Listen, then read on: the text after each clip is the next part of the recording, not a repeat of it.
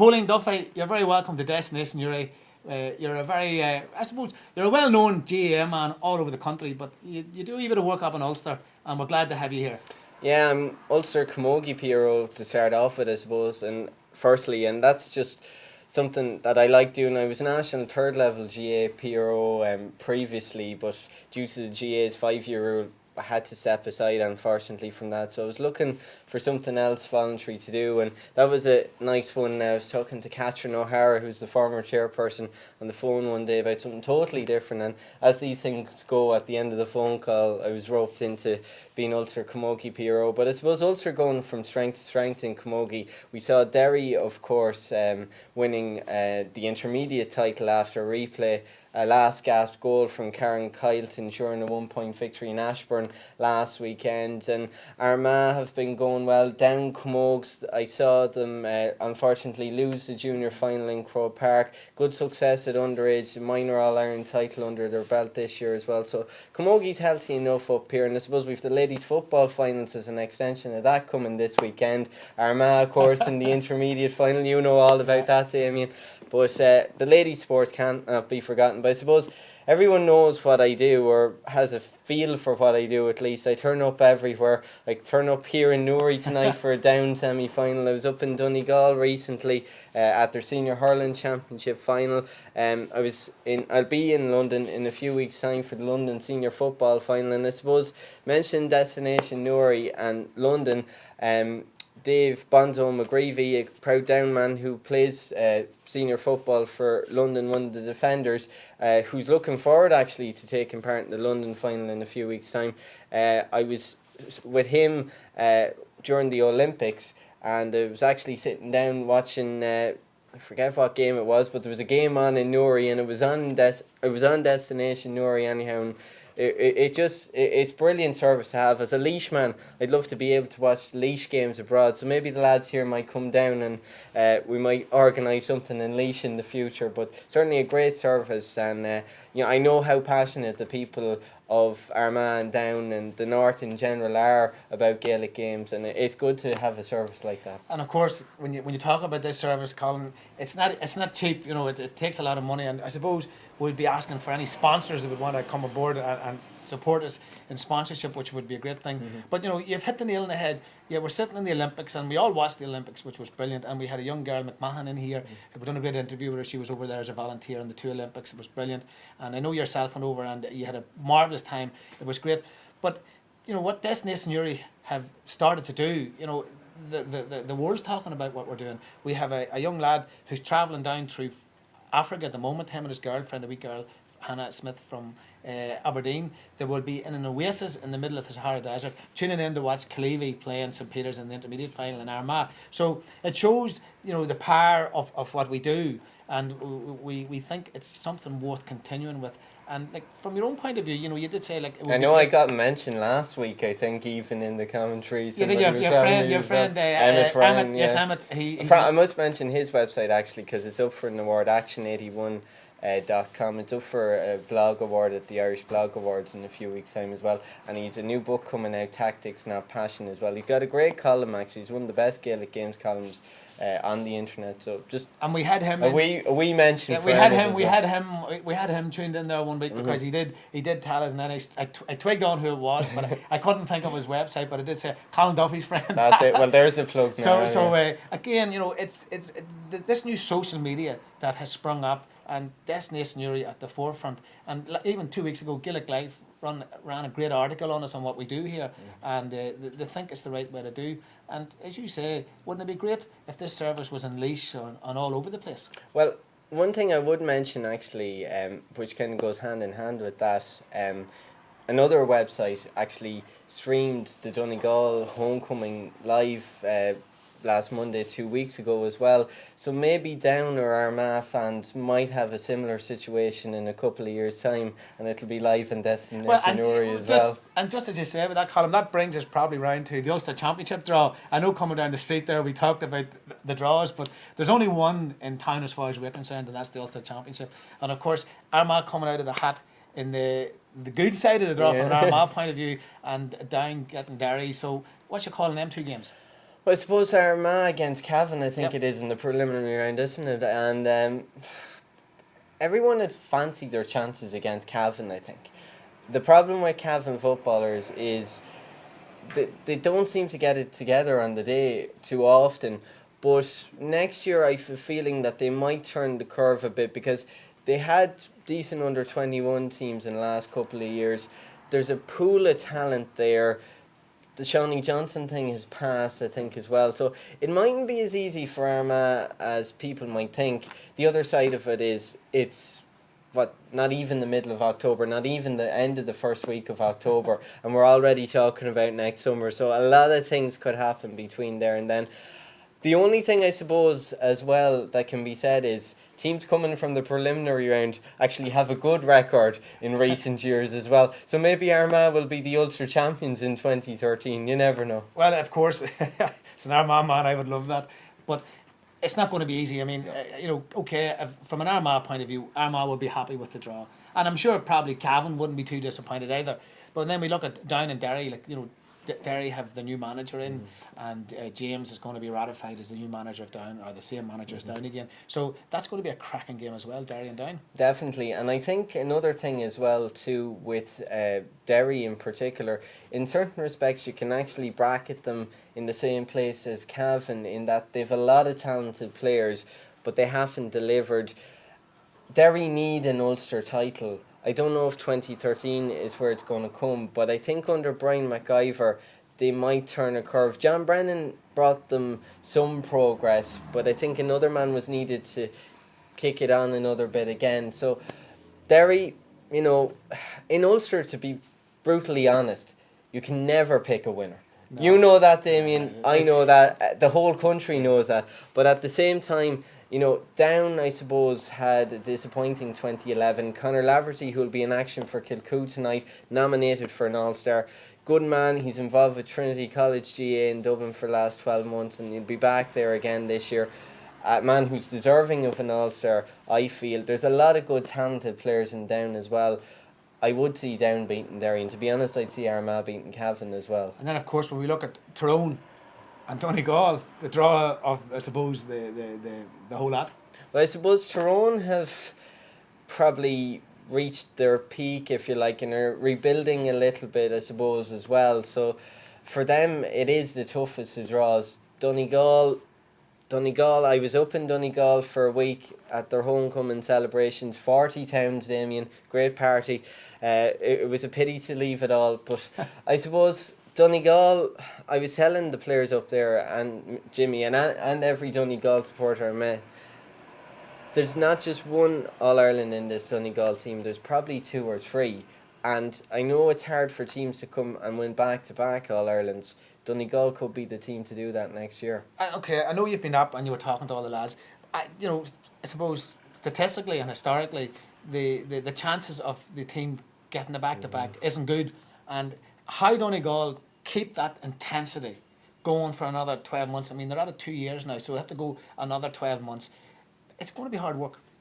It's going to be hard work, but I suppose you could say the lessons learned last year were implemented this year. This year they found the winning formula, so it's not going to be as hard next year. And I suppose if you look at Dublin, and I was at the press conference today where Jim Gavin spoke as Dublin manager for the first time, and Dublin obviously found it hard to keep it going last year, but as Jim Gavin rightly pointed out today, if they had 2 or 3 extra players, they possibly would have won that game against Mayo and perhaps would have been All-Ireland champions this year. There's fine lines in the modern game. Jimmy McGuinness has worked the system to the limit, I feel, and I think he has it absolutely right. And it'll take a huge challenge from some other county and some other management in 2013 to undo Jimmy McGuinness' system, because I think his system's the system for the future. Okay, when we look at Jimmy's system, and I know the song Jimmy's winning Jimmy's matches and all matches, that, yeah. and we've ripped that out all over the place and everybody's enjoyed it. I think, to be truthful, I just feel that Donegal are going to get it tough in the coming year. There's no question about that. And when you talk about Dublin and Jim, the new manager in Dublin, that's brilliant for Dublin. and he's brought the under-21s on, and Dublin will be there. Of course, Kerry's going to be there, Cork's going to be there, Mayo out in the West. I was pretty impressed with Mayo, and I know they were beat in the All-Ireland final, and people said they choked, and I know Joe Bradley had this great analogy about Mayo people choking. Absolutely not. They got off to a very bad start. They gave away the 2 goals in the point, and then they fought titanically to come back. And at the end of the game, there was only 4 points. After all the play and after all the effort that Donegal put in, Mayo was only a kick of the ball away from them. And who knows? But probably the way the whole game went this year, Donegal probably deserved to win the All-Ireland. They definitely did, and I suppose I've been saying this to a couple of people over the last few weeks as well. When the quarter-final draw was made, I said it was a Donegal-Mayo final with Donegal to win. I don't put money on these things, Damien. No. Maybe I should have thrown the suggestions in your court. But you're right, Donegal did deserve to win the All-Ireland this year. But you rightly said as well, Mayo are a team, they will win an All-Ireland in the next few years as well. If they play the way they've been playing, and if somehow they can get rid of that awful hoodoo that's inflicted them in All-Ireland finals since the 50s. See, this hoodoo, and I know, thinking about when Armagh won the All-Ireland back in 10 years ago, there was this thing that Armagh hadn't won an All-Ireland semi-final in Croke Park since 1977. A lot of people forgot that we hadn't played basically in Croke Park nearly since 1977. We'd only lost one match, which was again Roscommon in 1980. So the people that's about now, Colin, particularly the young players, they don't care about them things. No. It's not a monkey on their back. They don't care. They just go out and they do their best. And I think that Mayo has the potential for greatness. And, of course, we look at all the rest of them. Kildare, McGeeney, he's back in for another year. What's your take on that one? As a Laois man who lives in the Laois-Kildare border, who's from the Laois-Kildare border, who went to secondary school in Monasterevin in Kildare, and who remembers rightly back in 1998 when they were last in an All-Ireland final and the businesses and schools took off that Monday after the final, believing that they were going to win, nothing certain in Gaelic games. And I was actually thinking of that. I think that happened to Mayo actually this year as well. A lot of the schools took off, but that's something for another day. But Kildare, the thing that's always said about Kildare, they're athletes, they're not footballers. The football's slowly creeping into Kildare. Obviously John Doyle, talented footballer, nothing wrong with John Doyle. Dermot Earley, will he be still around in 2013? Who knows? But there's more footballers in Kildare than there were. They're going in the right direction. But to go back a couple of minutes to someone I mentioned earlier, Shawnee Johnson, I'm not sure what your take is on this, but I actually don't know how Shawnee Johnson slots into Kildare team. He's a slight guy like myself, and that isn't where Kildare football is at present. I think Shawnee, he's a natural scoring forward, and probably Kildare need a couple of natural scoring forwards. And I think if the GA need footballers. Yes, if they had to give him the transfer, there would have been none of this talk all about it. And of course, the media they ripped that one to shreds, left, right, and centre. Totally. So good luck to Shawnee. He's in with Kildare. Your own team, Laois, and of course they're managed by Justin. Well, I have to say about Laois, they surprised me this year. I didn't think we'd get past Monaghan in the qualifiers. We had a little bit of luck, Carlow, not the best of teams, if you like, at the moment. Monaghan just weren't in the right frame of mind going into that game against Laois. Leitrim then as well, no one really ever gives Leitrim a chance. And then Meath, we beat a decent team in Meath, there's no doubt about it there. Dublin, we weren't far off the pace either. I suppose one thing that's really stuck out for me from everything that's gone on this week was the All-Star nominations and how Laois got the same amount of All-Star nominations that Kerry got. I don't think Kerry have ever just got one All-Star nomination among 45, of course, because they're not probably going to get that All-Star either. So that's kind of a measure of where things are at the moment. You mentioned Kerry earlier. Maybe Laois might be in the mix for an All-Ireland next year. Okay, I suppose, Colin, when we talk about Kerry and we talk about Ulster, Leinster and Connacht, and we look at the draws, and I mean, last night I was watching the draws when they were on, and I thought you nearly needed to be a computer to analyse how the whole thing. I mean, every province is different. Every province has a different system. I was following some of it on Twitter before I managed to get to see it live, and people were talking about Connacht in particular. Like, Connacht is pretty much preordained because there's a rotation system involving New York, London, and the teams they face, and then sure, all that was left was Galway, Mayo, Roscommon, and Roscommon got the bye to the semi-final. It's a strange kind of setup, and then of course in Munster, I mean, it's ridiculous in Munster. Not a bit of wonder. Cork and Kerry, they hit the quarterfinals without much ado. But Colin, we've rattled around the football. I know the hurling last week, and I have to say I admire Kilkenny. I love what Kilkenny do. I love everything about them. I love Brian Cody. I think he's everything what the GA is. And Galway had two chances. They beat them in Leinster. They had a chance in the All Ireland. They come back. There was a draw, but they didn't catch them last week. And Kilkenny showed what good teams do. And Cody, I mean, the man's a genius. It was brilliant. Well, to start off, and I suppose to be a bit parochial when I'm in Ulster, Liam Watson should have got an All-Star nomination as well. I think we have to say that Liam Watson absolutely deserved a nomination. He never got one. There should have been at least one player from Antrim. And there probably should have been at least one player from every county, maybe bar my own county, Laois, because we had a disastrous year. But Westmeath, for instance, ran Galway very, very close, not just this year, but also 12 months ago as well. Galway, a team that got to an All-Ireland final. Antrim have been making progress. I don't think these All-Star nominations sometimes are as fair as they should be. There's people raising questions over Tommy Walsh's nomination. I don't know about that. There's people raising questions over Jamie Clark's nomination, for instance. He just played two games this year. The All-Star system is flawed. There's always questions asked about it every year. It's created by journalists. That's why we love journalists, and journalists don't know anything really at the end of the day. But to go back to what you were talking about there, Kilkenny and Galway, I mean, what about this Kilkenny team? You think they're down and they jump up and they walk all over you, Damien. And in reality, Galway lost their chance, I think, in the drawn decider. I had hoped, and I'd been saying to people that, Galway lost their chance but regained it, obviously, with Joe Canning sliding over that late free. But it just wasn't Galway's day. I mean, that ball that Cyril Donlan put in the back of the net, it would have been only 2 points in it at that stage. That shouldn't have been a free. It shouldn't have been called back for a free. I don't care what John Bannon says. He was writing in the Irish Examiner, I think it was, on the Monday. He's a football referee, not a hurling referee. And I know from talking to hurling referees, they wouldn't have given that free either.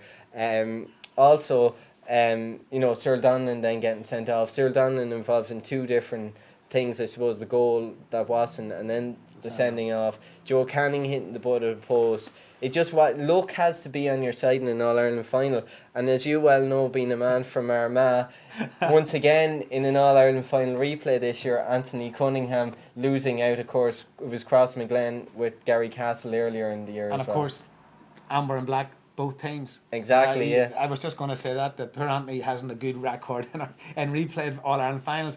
Well, in fairness to Anthony, before the Leinster club final, I think it was this year, I asked him a question, the first question of an interview I was doing with him at a press conference before it, and he was going, it was a tactical type question, and he was saying to me, Colin, I think you should be managing this Gary Castle team. But he hasn't given me the Galway job yet, so he's keen to stay on for another year. We'll let him do that. But Colin, it has been a pleasure having you here this evening. I know you're rushing to get away. It's always great to talk to you. And the next time you're down around this part of the world, we'll get you in, and of course we'll have a bit of fun and a bit of crack with you. We always appreciate you coming down here and talking to us, because you do give us a good insight to the GAA world and what's going on out there. And from our perspective, when I'm talking about you and me and that, we love to get the message out to the people out there. And we believe we passionately believe what we do is the right way to go forward. And the response we get is phenomenal. I might come back closer to Halloween and you can get into your Tigger suit. That the first memory of Damien McCullough for me, not even knowing who you were at that time back in 2002. I think it was down in the canal end, was it? You were popping up a lot. It was indeed. Yeah. And I suppose, like, just to finish, you've caught me in the hop. Oh yeah. On that great day, my wee lad was 7. We were sitting in the bottom of the canal end. And once the final whistle went, I turned around to some strange woman in the crowd, look after that child, and I left that child and I took off. And it was, Has he forgiven you for it since? No, he hasn't. Have you found him? Oh, yeah. I mean, and it proves, it proves the power of the game that we follow and what it means to us. And I suppose, coming from, a purely GA point of view, the argument about professionalism and amateurism, what we get from what our people do and our players and all that, and we just admire what they do. And then once the game's over, they'll come down, they sit, what is the crack, what is the go out, what is the drink, what is and all that. If that was professional sports people, that wouldn't happen. Definitely wouldn't. And I suppose as a link kind of to what you were saying about leaving your child with a woman that you'd never mentioned before, the welcome I got in particular when I went up to Donegal was phenomenal. It was actually, it was funny because I'd a woman in Ballybuffet. I was at the homecoming in Ballybuffet on the Tuesday night, and I had a woman in Ballybuffet give me a knitted hat in the Donegal colours. A woman I never met before. We got chatting, and she goes, "You want the hat?" And I was going, "Yeah, that's nice." But you meet people through the GA. I wouldn't know you if it wasn't because of the GA. I wouldn't know loads and loads of people around the country, and that's the beauty of the GA. And not even just here in Ireland, but of course around the world as well. And you know, there's great work being done around the world too. And I suppose to link it back to what I was starting this conversation with, you know, there's plenty of people around the world that you're doing a good service in Destination Newry as well. I mean, you know, people who are passionate about Down GA, Armagh GA, not just GA but sport in general around the region, getting a taste of home, if you like, as well, and they're getting to see it on the web, which is good too. And we do get the feedback. I mean, as I say, we get the feedback from our expatriates all around the world, and they just absolutely love it. And what it means, Colin, is this: it gives them a little link to home. You know, they feel as if they can reach out, and they're in the athletic grounds, they're in Park Asler, they're whatever pitch we're in, they're there, and it makes them feel not so homesick, not so far away, and they don't feel a stranger in a strange land, and we're very proud to be part of that. And hopefully you're talking about an All-Ireland final win now on Sunday as well. Well, you know, it's yes, we wish Antrim the very best. We wish Armagh the very best, and we wish Gavin Corrigan the very best because he's refereeing the ladies' final. So we have big links all around this weekend. And Colin, it's a pleasure to have you again. And the next time you're back in Newry, we'll do the same again. And you'll have that Tigger suit. And we'll have another conversation sometime about. Probably a world GAA rather than the Railway Cups and all that, or all this stuff, because I firmly believe the way the GAA has gone now and what we're doing, the World Cup of GAA isn't that far away. And Colin, that's something for you to think about, and you can come back to us and give us your opinion on that the next time you're up. We'll bring Mickey Hart in for that one, I think, as well. Yeah, Mickey likes that. Colin, good man. Great stuff. Talk to you soon.